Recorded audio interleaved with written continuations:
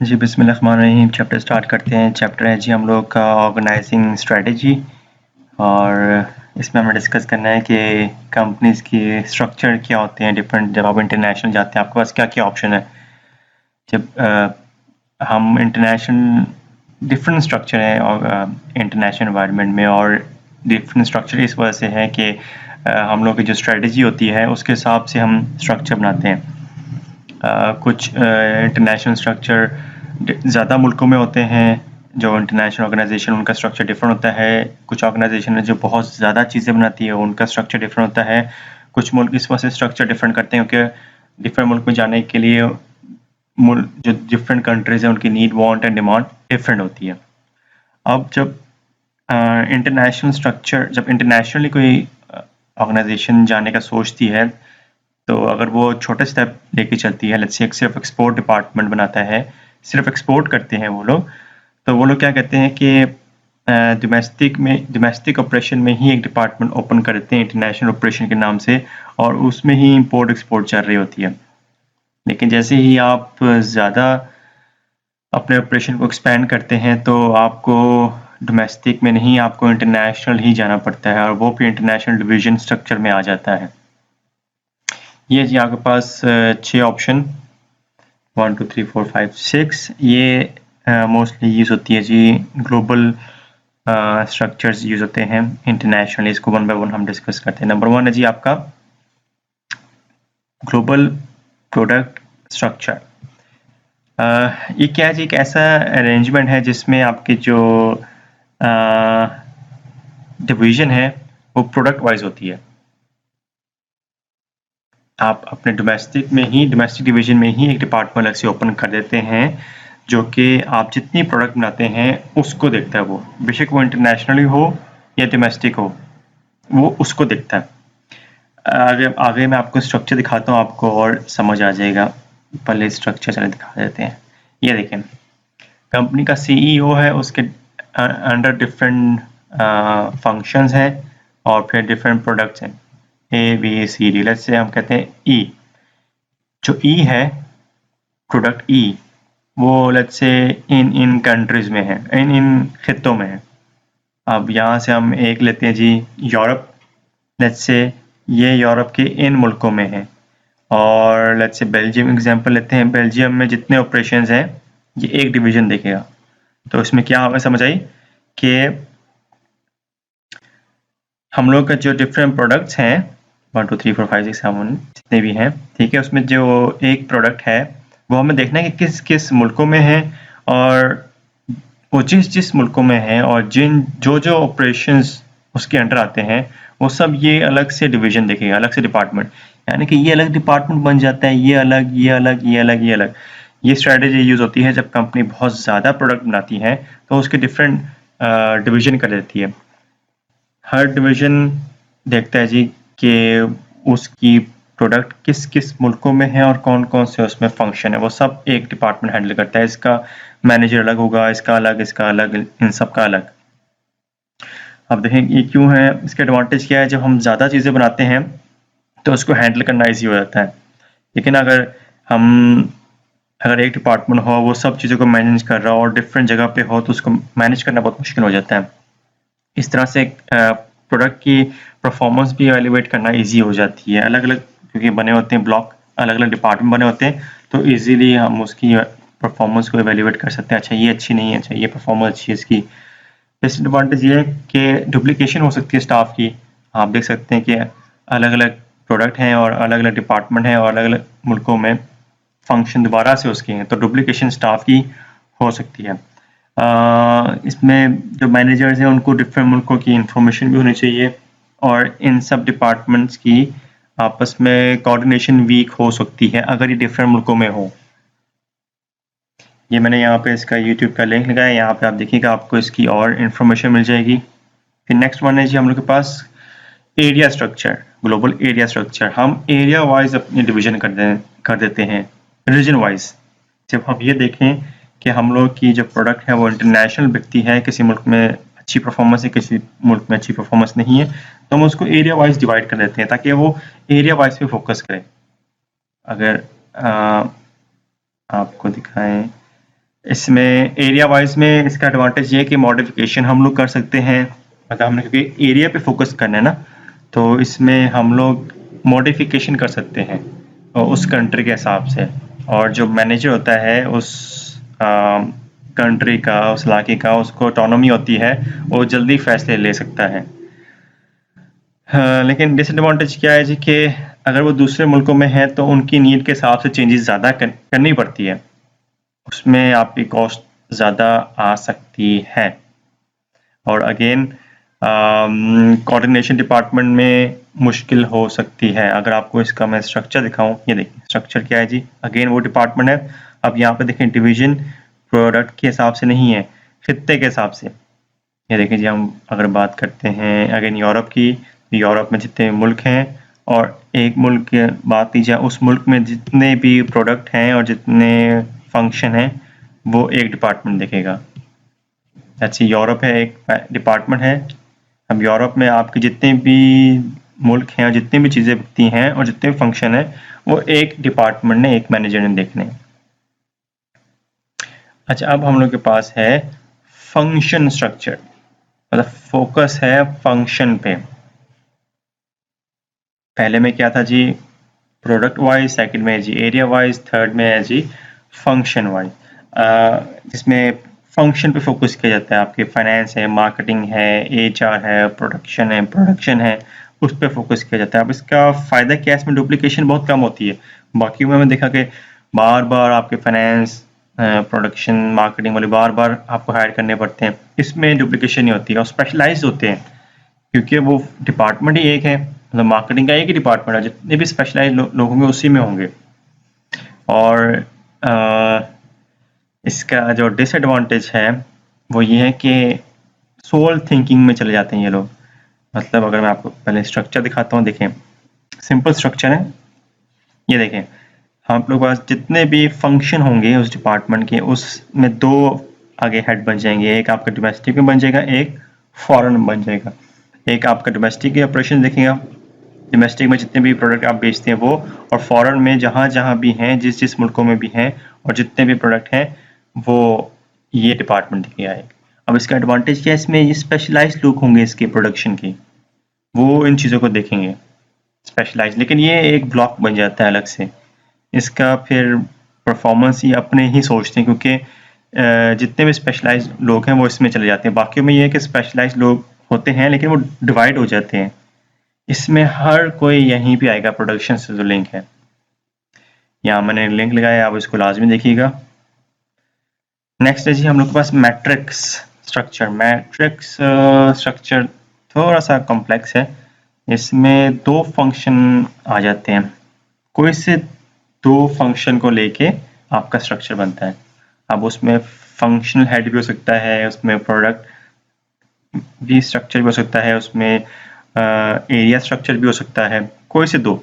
और इसमें आपकी ड्यूल कमांड सिस्टम होता है, मतलब एम्प्लॉय को दो लोगों को रिपोर्ट करना होता है। अभी आपको समझाता हूँ मैं। इसके फ़ायदा ये है कि स्किल एनहांसमेंट होती है, सोर्स शेयरिंग ज़्यादा होते हैं, प्रोजेक्ट बेस है, और डीमेरिट्स है, कॉन्फ्लिक्ट और ड्यूल कमांड। इसको दोबारा एक्सप्लेन करता हूँ, तो पहले आपको स्ट्रक्चर दिखाता हूँ ताकि आपको समझ आ जाए।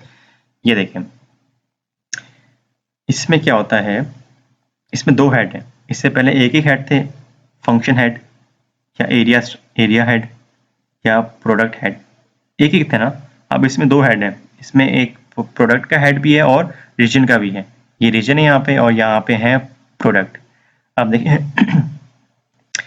इस लेट्स से कंट्री ए है, अगर मैं यहाँ पे क्लिक करूँ, यहाँ पे आपके जो भी प्रोडक्ट आया होगा वन, और जो कंट्री होगी उसकी एक टीम बन जाएगी यहाँ पे। अब इसमें जितने भी फंक्शन है वो लोग देखेंगे। यानी कि लेट्स से हम बात करते हैं, लेट्स से हम बात करते हैं डव सोप की बात करते हैं, ठीक। वो यहाँ प्रोडक्ट ए में आएगा, प्रोडक्ट वन में आएगा। अब किस कंट्री में, लेट्स से ये है कनाडा। अब यहाँ पे जितने भी उसके फंक्शन होंगे वो सब इस फंक्शन में आएंगे। अब ये टीम बन गई है एक, और ये जो मैनेजर है वो इस प्रोडक्ट को देखेगा। अब यहाँ पे जो एम्प्लॉई है फाइनेंस HR मैनेजर की, उसने रिपोर्ट करना है कंट्री का जो मैनेजर है उसको भी, और जो प्रोडक्ट का मैनेजर है इसको भी, तो दोनों को रिपोर्ट करेंगे एम्प्लॉई। इस वजह से कॉम्प्लेक्स हो जाता है। अब देखिए यहाँ का जो मैनेजर है प्रोडक्ट 1 का, उसने इस कंट्री को भी देखना है, इसको भी देखना है, इसको भी देखना है। और जो रीजन का जो मैनेजर है कंट्री है, उसने इसको भी देखना है, इसको भी और इसको भी। फॉर एग्जाम्पल यहाँ टीम बनती है, यहाँ टीम बनेगी कंट्री बी और प्रोडक्ट 2 की। अच्छा ये 2 हेड है ना। अब इसमें हेड देखें, इसमें हम हेड चेंज हो गए, इसमें हेड चला गया फंक्शन वाइज, और यहाँ पे क्या जी, प्रोडक्ट वाइज। अब यहाँ इसमें मार्केटिंग में जो प्रोडक्ट ए है, इसमें जो ये जिस मुल्कों में होगा, ये मार्केटिंग की जिम्मेदारी इस प्रोडक्ट की इस टीम की है। समझ आ रही है आपको? 2 फंक्शन बन गए। इस वजह से इसमें लिखा हुआ था, वापस जाएं, स्किल्स एनहांसमेंट होते हैं, स्पेशलाइज होते हैं लोग, टीम बन जाती हैं, स्किल एनहांसमेंट होते हैं, ये एक दूसरे के रिसोर्सेज भी शेयर करते हैं। मतलब ये प्रोजेक्ट मैनेजर है इसका ए का ना, तो इसका भी है, इसका भी, इसका भी, इसका भी, तो यहाँ से रिसोर्सेज शेयरिंग हो सकती है। अब ये मार्केटिंग का जो हेड है वो इसका भी है, इसका भी, इसका भी, इसका भी, तो वो यहाँ से उठा के मार्केटिंग स्ट्रेटेजी यहाँ लेके आ सकता है। रिसोर्स शेयरिंग, ज़्यादा स्किल्स की इंफॉर्मेशन मिलती है, प्रोजेक्ट बेस है, छोटे छोटे प्रोजेक्ट बना दी जाते हैं, उनके लिए इजी होता है प्रोजेक्ट बेस काम करना। लेकिन इसमें कॉन्फ्लिक्ट काफ़ी आ जाते हैं कि काफ़ी इसमें प्रोजेक्ट मैनेजर हैं यहाँ भी, तो कॉन्फ्लिक्ट आ जाते हैं। और ड्यूल कमांड सिस्टम है, ड्यूल कमांड सिस्टम में एम्प्लॉय वैसे तंग आ जाता है। अच्छा जी, और मैट्रिक्स की ये मैंने यहाँ पे अगेन इसकी एक्सप्लेनेशन दी गई है, और यहाँ पे इसके मेरिट्स और डीमेरिट्स दिए गए हैं, आप इसको देखिए लाजमी।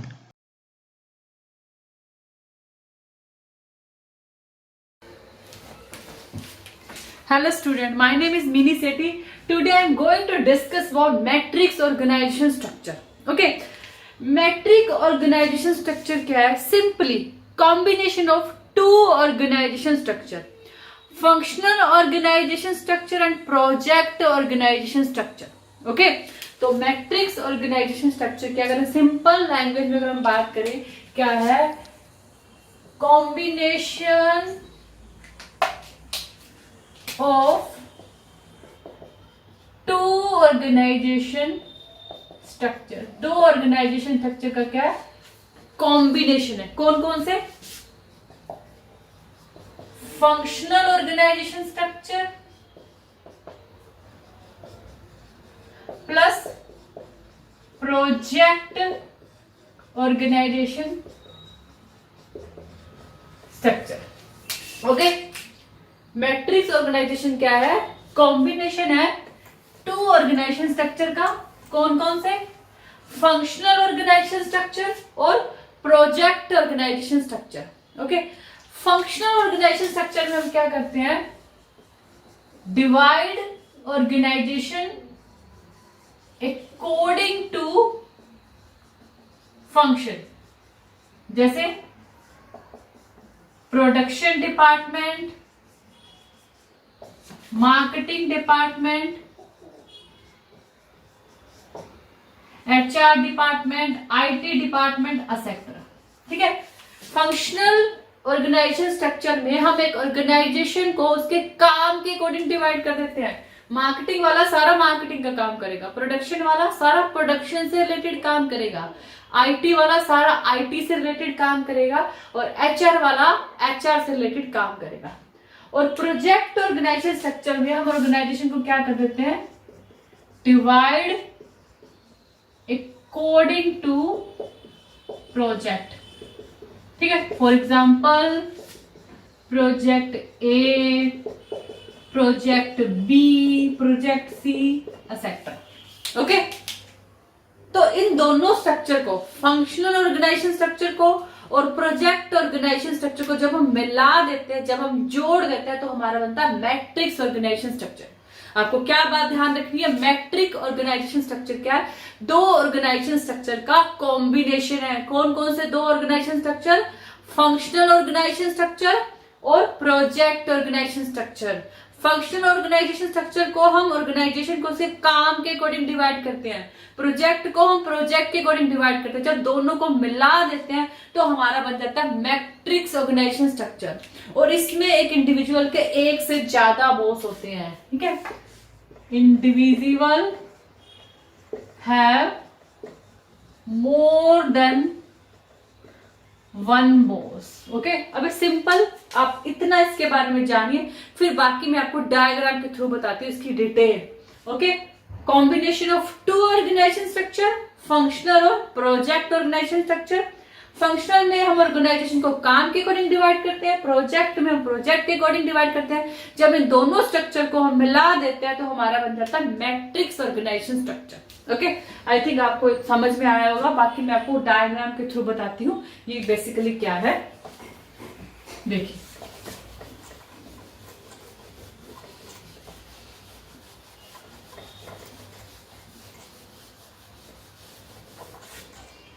अभी देखिए ये क्या है, टॉप मैनेजमेंट। ये टॉप मैनेजमेंट है, ये प्रोडक्शन, इधर बना देती हूँ थोड़ा सा। ये क्या है, production manager, HR manager, production manager, HR manager, IT manager, production manager, IT manager, marketing manager. ये क्या है, फंक्शनल ऑर्गेनाइजेशन स्ट्रक्चर है। ये कौन सा स्ट्रक्चर है, फंक्शनल ऑर्गेनाइजेशन स्ट्रक्चर, जिसमें हमने ऑर्गेनाइजेशन को उसके फंक्शन के अकॉर्डिंग डिवाइड कर दिया। प्रोडक्शन वाला प्रोडक्शन का काम करेगा, एचआर वाला एचआर वाला करेगा, आईटी वाला आईटी वाला करेगा, मार्केटिंग का मार्केटिंग का करेगा। अब ये क्या है, प्रोजेक्ट मैनेजर 1, प्रोजेक्ट मैनेजर 2। तो ये कौन सा स्ट्रक्चर है, प्रोजेक्ट मैनेजर स्ट्रक्चर, जहां पे हम ऑर्गेनाइजेशन को प्रोजेक्ट के अकॉर्डिंग डिवाइड करते हैं। ये एक प्रोजेक्ट मैनेजर प्रोजेक्ट 1 को हैंडल करेगा, प्रोजेक्ट मैनेजर 2 प्रोजेक्ट 2 को हैंडल करेगा, और यहाँ पे production manager group 1 production management group 2 HR group 1 HR group 2 IT group 1 IT group 2 marketing group 1 marketing group 2। Okay, अब देखिए यहां पे देखिए,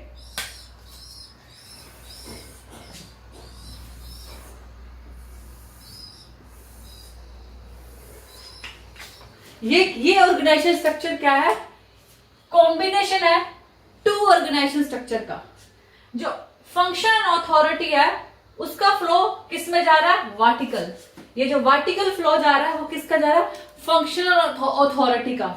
ये जो हॉरिजॉन्टल फ्लो जा रहा है ये किसका जा रहा है, प्रोजेक्ट अथॉरिटी का। ठीक है, flow of authority, functional manager authority, flow is vertical, project manager authority, flow is horizontal. Okay, functional manager की अथॉरिटी का फ्लो क्या है, वर्टिकल, और प्रोजेक्ट मैनेजर की अथॉरिटी का फ्लो क्या है, हॉरिजॉन्टल है। मैं आपको एक सिंपल से एग्जांपल के थ्रू आपको बताती हूँ, इसके बाद आपको मैट्रिक्स ऑर्गेनाइजेशन स्ट्रक्चर में कोई कंफ्यूजन नहीं होगी। जैसे बनता है, ये ग्रुप है, प्रोडक्शन मैनेजमेंट का एक ग्रुप है। ठीक है, इसके क्या है, दो बॉस है। क्या, जैसे सॉरी अब इसकी बात करते हैं, इसकी ये ग्रुप है, प्रोडक्शन मैनेजमेंट का ग्रुप ऑफ पीपल है। इस ग्रुप ऑफ पीपल को इस प्रोडक्शन मैनेजर की बात भी माननी पड़ेगी, और इस प्रोजेक्ट मैनेजर की बात माननी पड़ेगी। दे हैव 2 सुपरवाइजर, ठीक है, इसके जो सुपरवाइजर है वो क्या है, 2 है। ओके, समझ में? प्रोडक्शन जो ये ग्रुप ऑफ पीपल काम कर रहा है, ये 2 जनों के अंडर काम कर रहा है। एक तो प्रोजेक्ट मैनेजर के अंडर भी काम कर रहा है और प्रोडक्शन मैनेजर के भी अंडर काम कर रहा है। ओके, जो प्रोजेक्ट मैनेजर है वो ये बताएगा कोई काम, क्या काम करना है, कहां करना है और कब करना है। क्या काम करना है, कहां करना है और कब करना है, ये बताएगा प्रोडक्शन मैनेजर। और ये बताएगा प्रोजेक्ट मैनेजर, सॉरी, जो प्रोजेक्ट मैनेजर है वो क्या बताएगा, कोई क्या काम करना है, कहां करना है और कब करना है। और जो ये प्रोडक्शन मैनेजर है, जो फंक्शन अथॉरिटी है, वो बताएगा हु और हाउ, कौन करेगा और कब करेगा, कैसे करेगा, सॉरी। ओके, फॉर एग्जाम्पल ये प्रोडक्शन मैनेजर है, ठीक है। प्रोडक्शन मैनेजर को क्या करना है, ये प्रोडक्शन ग्रुप है, इस प्रोडक्शन ग्रुप को 100 यूनिट का प्रोडक्शन करना है। ये जो प्रोडक्शन ग्रुप है इसे क्या करना है, 100 यूनिट का प्रोडक्शन करना है। ओके, तो 100 यूनिट का प्रोडक्शन करने के लिए इसे 2 जनों की कमांड लेनी पड़ेगी, 2 जनों के ऑर्डर लेने पड़ेंगे। प्रोडक्शन मैनेजर जो क्या है, फंक्शनल अथॉरिटी के अंदर आता है, ये इसे बताएगा कि 100 यूनिट का प्रोडक्शन कौन से बंदे करेंगे और कैसे करेंगे, किस मेथड के थ्रू करेंगे। ये जो प्रोडक्शन ग्रुप है इसे 2 जनों को ऑर्डर मानना पड़ेगा। जैसे एग्जांपल, कैसे इस प्रोडक्शन ग्रुप को 100 यूनिट का प्रोडक्शन करना है, तो ये प्रोडक्शन मैनेजर इसे बताएगा कि 100 यूनिट का प्रोडक्शन कौन करेगा और कैसे करेगा। ओके, और प्रोजेक्ट मैनेजर इसे ये बताएगा कि इस 100 यूनिट का प्रोडक्शन कहां पर करना है, कौन सी जगह पे करना है। ओके, मेथड्स के बारे में डिस्कस नहीं करेगा, कौन सी जगह पे करना है, ठीक है। और ये जो डिसीजन है 100 यूनिट के प्रोडक्शन का, ये भी किसने डिसाइड किया, प्रोजेक्ट मैनेजर ने। और ये प्रोडक्शन कब स्टार्ट करना है, आज, कल, परसों, इसके डिसीजन भी कौन लेगा, प्रोजेक्ट मैनेजर लेगा। लेकिन इस ग्रुप को दोनों की कमांड को, दोनों के ऑर्डर को फॉलो करना है। प्रोडक्शन मैनेजर जो किसमें आता है, फंक्शनल अथॉरिटी के अंदर आता है, फंक्शनल ऑर्गेनाइजेशन स्ट्रक्चर के आता है, उसके ऑर्डर को भी फिल करना है। प्रोजेक्ट मैनेजर जो कि प्रोजेक्ट ऑर्गेनाइजेशन स्ट्रक्चर के अंडर आना है, इसको उसके ऑर्डर के भी फुलफिल करना है, ठीक है। जब इन दोनों को हम कंबाइंड कर देते हैं, मींस इस ग्रुप को किसके ऑर्डर लेने हैं, प्रोडक्शन मैनेजर के भी ऑर्डर लेने हैं और प्रोजेक्ट मैनेजर के भी ऑर्डर लेने हैं। तो आपने क्या कर दिया, प्रोजेक्ट ऑर्गेनाइजेशन स्ट्रक्चर और फंक्शनल ऑर्गेनाइजेशन स्ट्रक्चर दोनों को कंबाइंड कर दिया। जब हम दोनों को कंबाइंड कर देते हैं तो क्या बन जाता है, हमारा मैट्रिक्स ऑर्गेनाइजेशन स्ट्रक्चर, ठीक है। आई थिंक आपको समझ में आया होगा। Functional authority vertical, project authority horizontal. और ये वाला जो ग्रुप है, प्रोडक्शन ग्रुप, इसके 2 बॉस है, प्रोजेक्ट मैनेजर भी इसका बॉस है और प्रोडक्शन मैनेजर भी बॉस है। सिमिलर एचआर ग्रुप 1 है, इसका जो बॉस है वो एचआर मैनेजर भी है और प्रोजेक्ट मैनेजर भी है। आईटी ग्रुप, इसका बॉस आईटी मैनेजर भी है और प्रोजेक्ट मैनेजर भी है। मार्केटिंग मैनेजर, इसका बॉस मार्केटिंग मैनेजर भी है और प्रोजेक्ट मैनेजर भी है। इसे अपने ऑर्डर दोनों से लेने पड़ेंगे। हमने यहाँ पे क्या कर दिया, दोनों को मिक्स कर दिया, फंक्शनल ऑर्गेनाइजेशन स्ट्रक्चर को और प्रोजेक्ट ऑर्गेनाइजेशन स्ट्रक्चर को। आई थिंक आपको समझ में आया होगा कि मैट्रिक्स ऑर्गेनाइजेशन स्ट्रक्चर बेसिकली है क्या।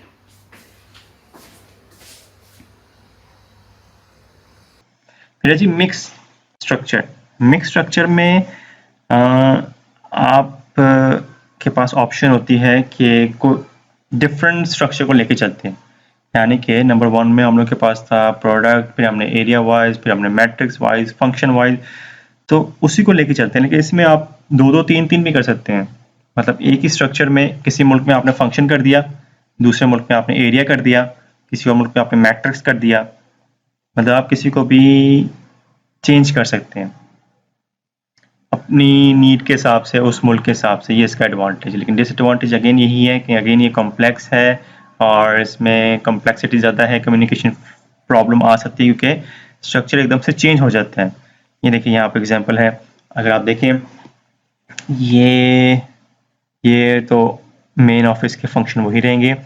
जब इंटरनेशनल डिवीजन में जाएं तो देखें इन्होंने ये एरिया वाइज कर दिया यहाँ पे, और यहाँ पे देखें प्रोडक्ट वाइज, और यहाँ भी प्रोडक्ट वाइज है लेकिन डिफरेंट मुल्कों को लेके। यहाँ पे वर्ल्ड वाइड है लेकिन नॉर्थ अमेरिका नहीं है, इसके अलावा भी आप अगर आगे चले जाते ये लोग तो मिक्स की ऑप्शन भी ये लोग यहाँ पे मेंशन कर सकते थे।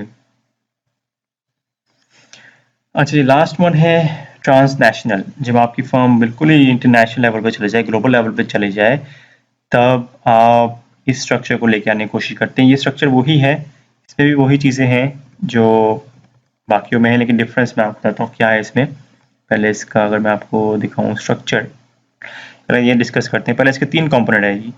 इनके जो डिफरेंट सब यूनिट हैं वो फैले होते हैं हर जगह पे, और स्पेशलाइज्ड ऑपरेशन होते हैं, और जितने भी सब यूनिट हैं उनकी डिपेंडेंसी होती है एक दूसरे पे, मतलब एक दूसरे से लिंक होते हैं। ये देखें, यहाँ पे आए, ये है जी ट्रांसनेशनल। अब देखें यहाँ पे फंक्शन वाइज था ये BCD function, HR, manager, finance.